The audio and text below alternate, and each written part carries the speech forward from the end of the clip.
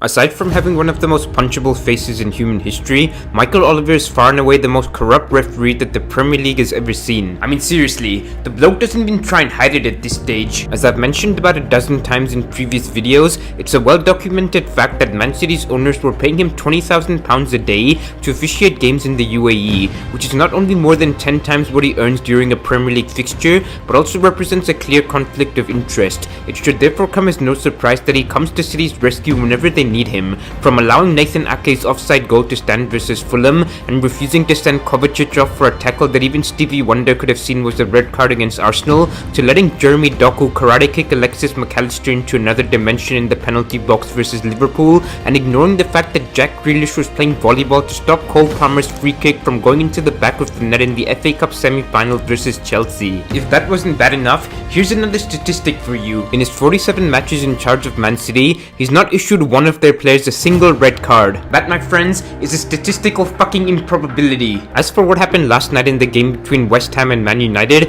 I almost broke my television in disgust. For no reason whatsoever, he decides to send David Coote over to the monitor to review what was nothing more than a coming together between two players. Coote, being the spineless, gutless sack of shit he is, looks at the replay 8 times before pointing to the spot, even though he clearly didn't want to. There's a couple of things happening here. First and foremost, Coote is petrified to go against the word of a senior official who has a lot of power over him in the hierarchy. Secondly, the clear and obvious degree requirement for an on-field decision to be overturned went out the fucking window. If it takes 2 minutes of watching the same slow motion replay over and over again to make a call, then it's not bloody clear and obvious, is it? The repercussion from all this is that Erik ten Hag has quite literally lost his job. Now, it goes without saying that he was a dead man walking, and it was a matter of when, not if he was sacked. However, it's Oliver's fuckery which proved to be the final nail in the coffin for the Dutchman, and I'm sure the prick is jerking himself off into a coma, knowing how much power and influence he has on individuals that are infinitely more talented, rich, and famous than he'll ever be. I don't care who you support,